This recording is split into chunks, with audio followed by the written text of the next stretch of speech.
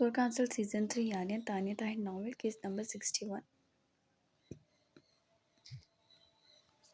Murtaza house के दरवाजे पे आज पुलिस मुर्तज़ा हाउस की बहू को गिरफ्तार करने के लिए आई थी।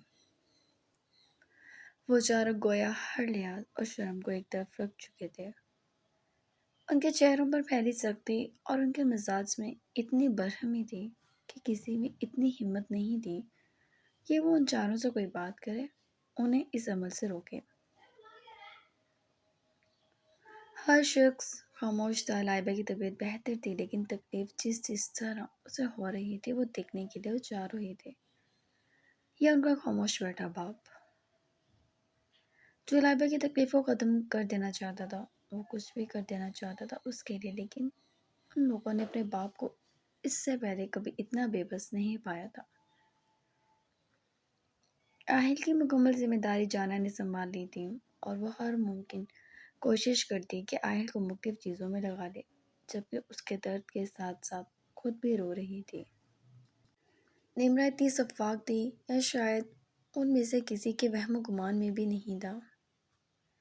जब उसे पुलिस का पता चला तो वो शर्मसार रह गई। उसे लगा था कि अब की बारी भी वो इस मजबूत बात के तहत बच जाएगी जो उसने उस साथ को बताकर दंग कर दिया था। लेकिन पुलिस उसे घसीट के बाहर ले जाने लगी। निम्रा ने साथ का हाथ थाम लिया। साथ में बेकसूर हूँ, मेरा कोई कसूर नहीं, ये सब झूठे हैं, ये मुझे नाजायज़ फंसा रहे हैं। जब मेरी माँ तकलीफ से गुजरी तब ये पुलिस क्यों नहीं आई? वो साथ का हाथ पकड़ते रोते हुए चीखी। अशर, अजान और अरियान की आंखों में उसके अल्फाजों ने ज़रा ना समझी सी भर दी, जबकि आइस पैंट की जेबों में हाथ डाले यूं ही खड़ा था। उसने कोई असर नहीं लिया था। निम्रा साथी खामोशी पर बल खाकर रह गई, जबकि अब वक्त था कि वो अपना आप वाजिया करती थी। उसने लेडी पुलिस कांस्टेबल से अपना हाथ छुड़ाया और वो उन चारों के सामने खड़ी होगी। बहन हूँ मैं तुम लोगों की, सुतीली ही सही, तुम्हारा 2 नंबरी बाप मेरी माँ के साथ अय्याशी करता रहा, जिसका सबूत मैं हूँ।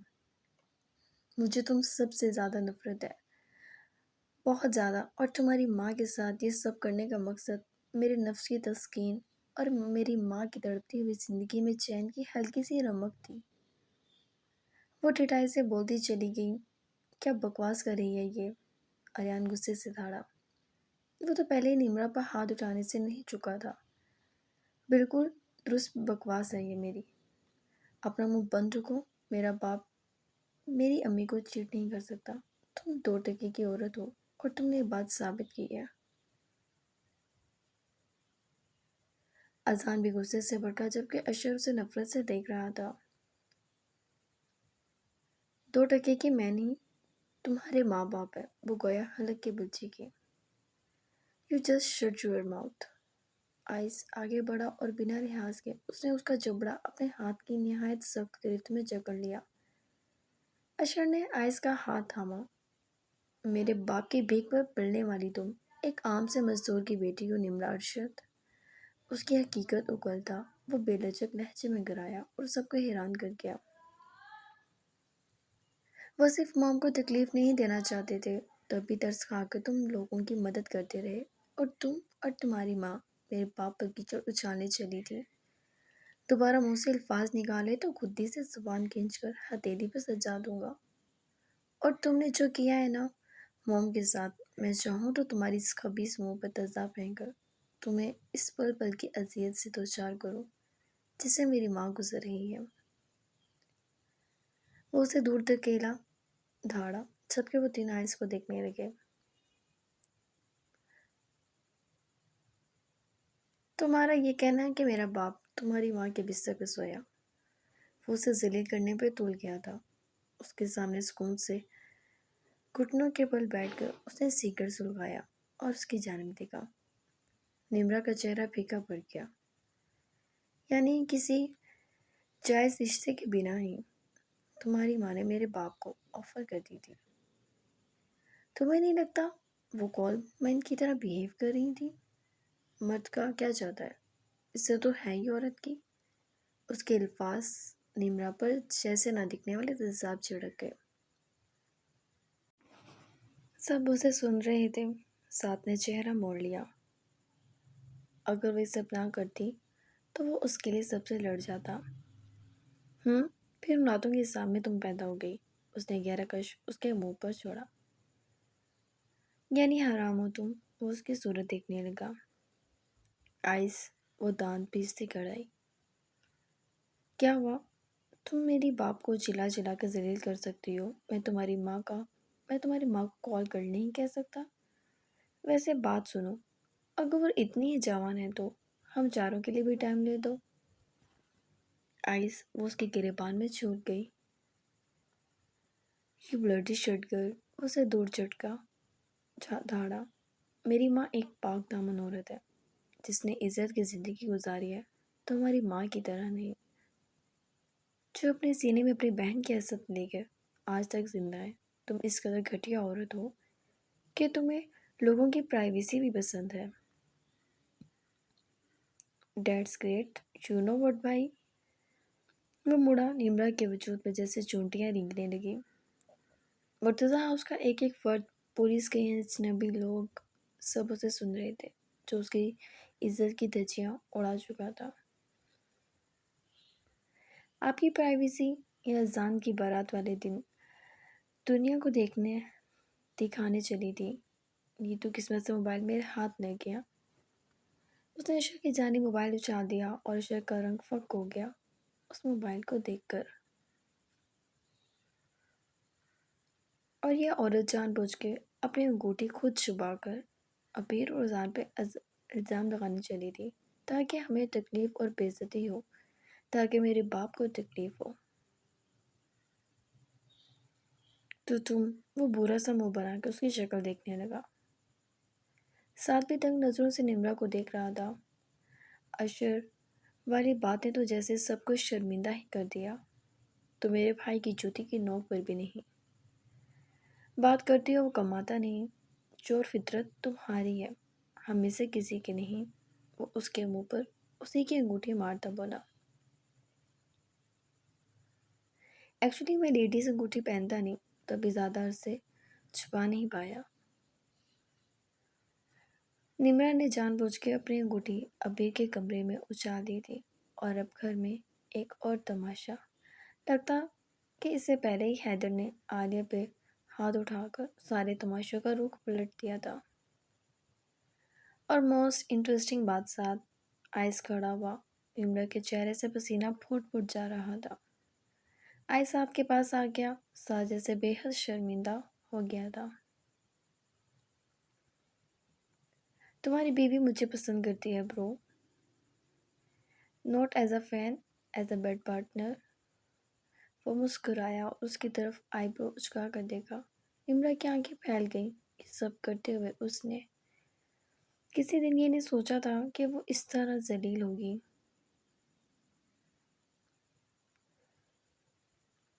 دوسروں کو اذیت دینے والی آج خود لفظوں کی اذیت میں بھسم ہو جائے گی۔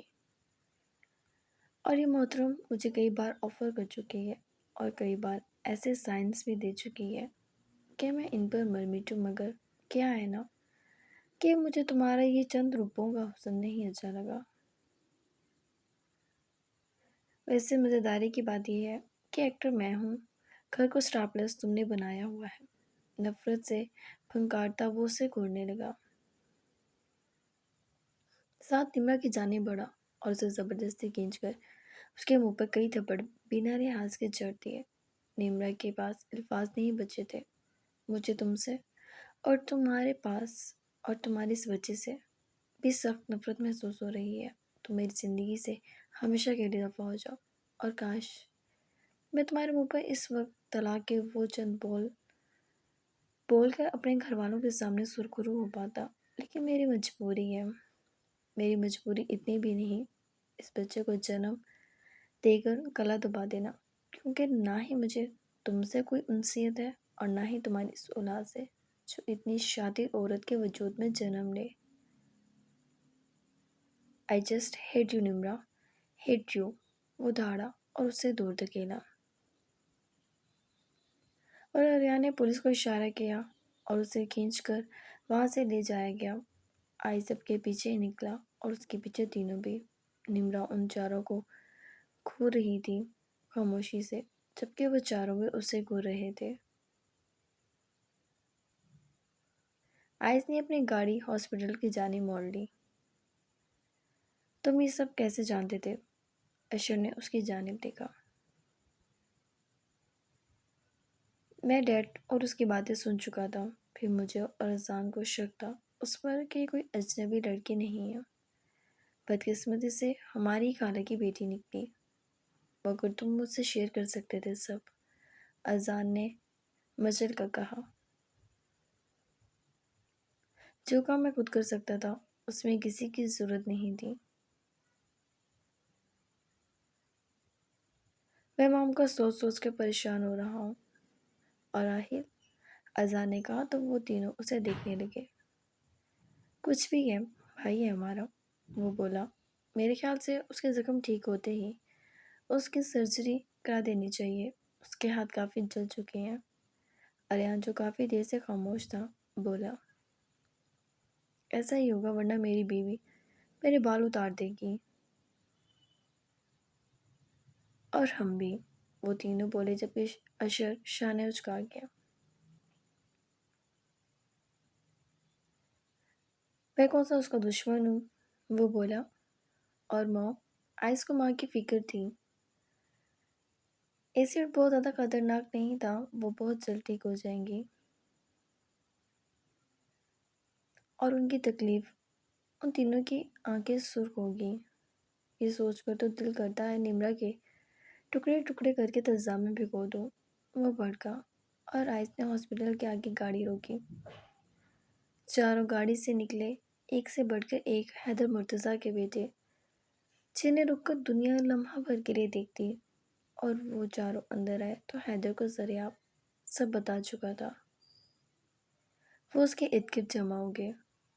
حیدر نے سنجیدگی سے سب کو دیکھا۔ ماں کے پاس چل لیتے ہیں۔ آئس بنا بات کیے اندر چلا گیا اور وہ سب بھی اندر آ گئے۔ وہ خاموش لیٹی تھی، شاید گل میں تھی۔ موم، آئس آہستگی سے بولا۔ لائبہ نے سوجی ہوئی آنکھیں اوپر اٹھائیں۔ آئس کا دل کیا کہیں گم ہو جائے۔ اب یہ ماں کی تکلیف 1% بھی کم نہیں کر سکا تھا۔ آپ ٹھیک ہو جائیں گے، وہ اس کی آنکھیں چوم گیا۔ اذان لب دبا گیا۔ آریان دانت بھینچ کر اپنے آنسو اندر اتار رہا تھا جبکہ اشر بھی خاموش کھڑا تھا۔ انہوں نے ہمارے ساتھ ایسا کیوں کیا، وہ بولی۔ آئس فرش پر ہی بیٹھ گیا، اس کا ہاتھ پکڑا۔ وہ الٹی لیٹی ہوئی تھی اور اس کی کمر پہ ایک جال تھا جس پر شرٹ تھا کہ بے پردگی نہ ہوتی، صرف اس کی گردن دکھائی دے رہی تھی۔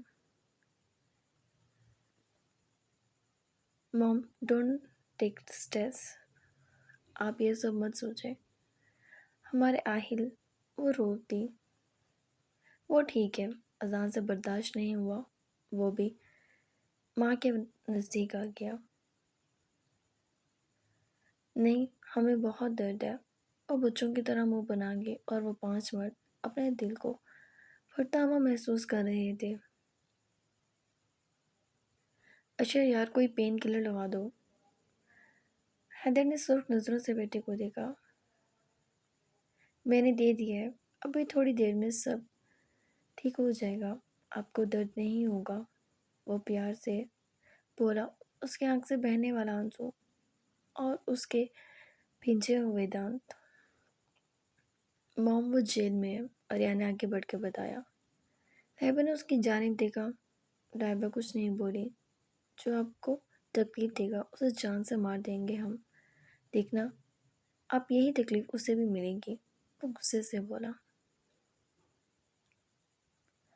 لائبہ، حیدر نے اس کے سر پر ہاتھ رکھا۔ لائبہ نے اس کی جانب دیکھا اور رونے لگ گئی۔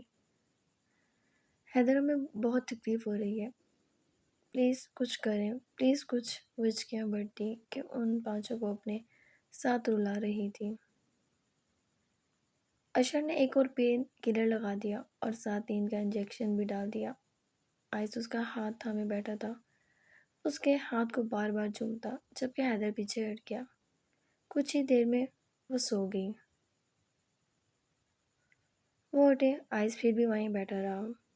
یہ سب میری غلطی ہے۔ حیدر صوفے پہ بیٹھ گیا۔ پلیز ڈیڈ، کچھ غلط نہیں کیا آپ نے سوائے اس کے کہ اسے بھی مار دیتے۔ ہماری ماں کو آج اتنی تکلیف نہ سہنی پڑتی، اریان بولا اور حیدر کے پاس بیٹھ گیا۔ لیکن میں نے لائبہ سے یہ بات چھپائی، میری غلطی، واقعی میرا گناہ بن رہا ہے۔ وہ آئس، اذان اور اشر کو دیکھتا بولا جو خاموش تھے۔ ڈیڈ، ہمیں ٹرسٹ ہے آپ پر۔ اذان بھی آگے بڑھا، آپ فکر نہ کریں، یہ عورت اپنی ٹانگیں توڑوائے گی، اشر بولا جبکہ حیدر گہرا سانس بھر گیا۔ اور تمہیں تو میری بات کا کبھی یقین نہیں آئے گا، وہ آئس کو دیکھتا بولا۔ میری ماں کو تکلیف دینے کا سبب بنے ہیں آپ، کہیں نہ کہیں آپ سے تعلق ہے اس بات کا، اس کے علاوہ مجھے آپ سے کوئی پرابلم نہیں۔ وہ سنجیدگی سے بول کر اٹھ گیا اور باہر نکل گیا۔ حیدر نے ان تینوں کو دیکھا۔ آپ جانتے ہیں وہ آپ سے زیادہ موم کے لیے حساس ہے، وہ باپ کو تسلی دینے لگا۔ آہل کیسا ہے؟ حیدر کھڑا ہو گیا۔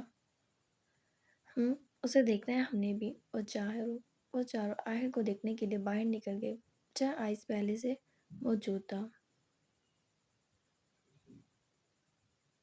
وہ دودھ پی رہا تھا۔ آئس نے پہلی بار اس کے سر پر پیار سے ہاتھ پھیرا۔ سوری یار، وقت پہ پہنچ جاتا تو تمہیں یہ تکلیف نہ ہوتی، وہ آہستگی سے بولا۔ لیکن میرا وعدہ ہے آج کے بعد تمہیں کوئی تکلیف نہیں دے گا، اور یہ تمہارے ہاتھ، وہ رک گیا، کبھی دوبارہ ان ہاتھوں کو تکلیف چھو کر بھی نہیں گزرے گی۔ اس نے آہل کو جھک کر پیار کیا۔ اس کی حساسیت ادا جانا ماہی ابیر سبھی محسوس کر رہی تھیں، اور سب بھی جانتے تھے وہ جتنا جذباتی تھا اتنا ہی حساس تھا۔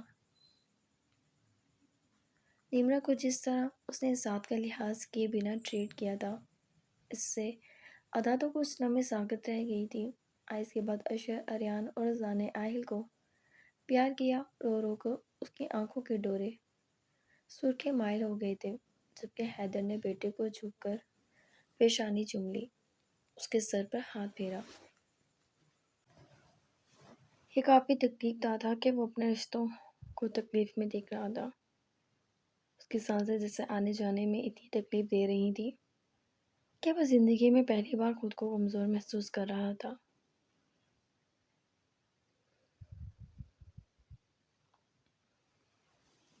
عالیہ کو نمرا کی گرفتاری کی خبر ملی تو اسے اپنی جان کے لالے پڑ گئے۔ حیدر تو اسے زندہ گاڑ دے گا، یہ اسی کا مشورہ تھا جو اس نے اسے دیا تھا کہ وہ ختم کر دے، سب چلا کر راکھ کر دے لائبہ کو۔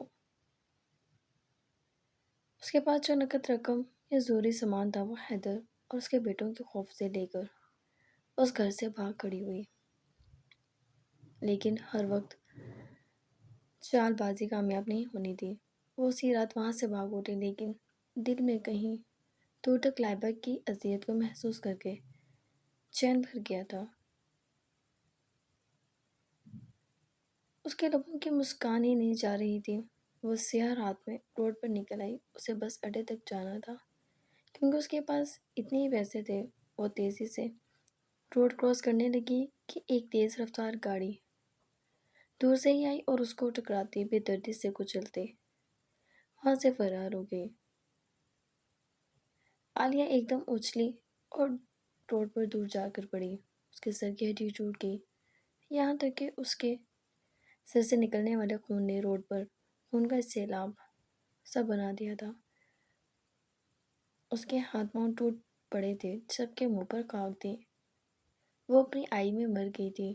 آخری چند سانسیں تکلیف سے لیتے اس نے دنیا سے منہ موڑ لیا، جبکہ دوسری طرف جیل میں نیمرا کے لیے رہنا، وہاں بیٹھنا نہایت مشکل تھا۔ وہاں کی عورتیں، وہاں کی گرمی، مچھر، گندگی، عورتوں کی ایک دوسرے سے ایک دوسرے کے ساتھ مار پیٹ، وہ سب کر تو آئی تھی، لیکن اس کی چالاکیاں اور چال بازیاں یہاں کام آنے والی نہیں تھیں۔ اسے محسوس ہو رہا تھا وہ پھنس چکی ہے۔ اے اٹھ، چل تیری باری آ گئی ہے، ریمانڈ کے آرڈرز ہیں تیرے، ایک کانسٹیبل بولی۔ لائبہ کا چہرہ رنگ فک ہو گیا، جبکہ وہاں سب عورتیں ہنسنے لگی۔ ریمانڈ کیوں؟ وہ ہکلا گئی۔ یہ تو تجھے کسی بھی تیزاب پھینکنے سے پہلے سوچنا چاہیے تھا کہ تم پنکھا کس سے لے رہی ہے، حیدر صاحب کی بیوی سے؟ تو جانتی بھی ہے حیدر صاحب تجھے کھڑے کھڑے زہر کے ٹیکے بھی لگوا سکتے ہیں، شکر منا ٹنڈوں پر راضی ہیں وہ، فی الحال، ورنہ ان کے لائے گئے مجرموں پر تو سختی ہی الگ ہوتی ہے۔ اب چل، وہ اسے کھینچ کے باہر نکال گئی۔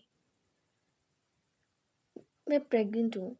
اسے محسوس ہوا کہ اس بچے کو وہ یہاں استعمال کر سکتی تھی، جس بچے میں نہ اسے دلچسپی تھی اور اس کی حرکات کی وجہ سے ساتھ کو بھی نفرت تھی۔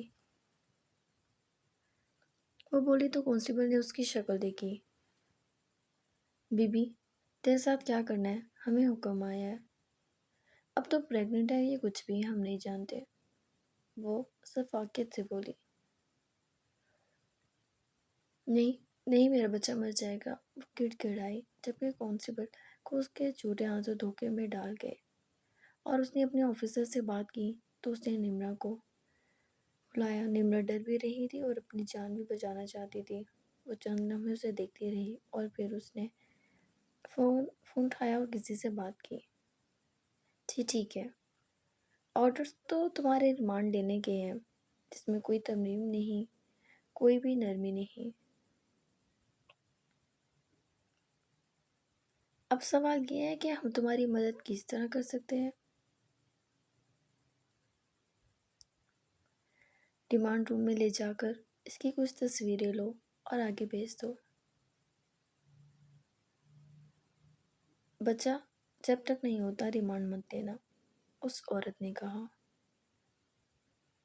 نمرا نے شاطرانہ مسکراہٹ سے اسے دیکھا اور اس کے قدموں میں بیٹھ کر شکریہ ادا کرنے لگی۔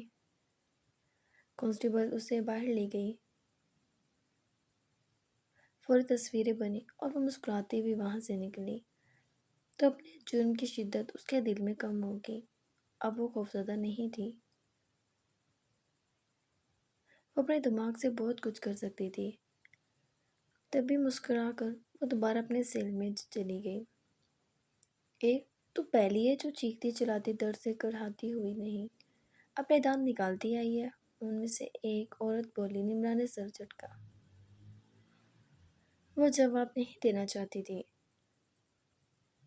اپنے آپ کو بچا تو لیا تھا، لیکن یہ اذیت کم نہیں تھی جو وہ سہ رہی تھی، کیونکہ ساتھ کے ساتھ رہتے ہر آسائش کی عادت ہو چکی تھی۔ آنکھ بند کر کے کھولنے پر ہی ہر چیز میسر آ جاتی تھی۔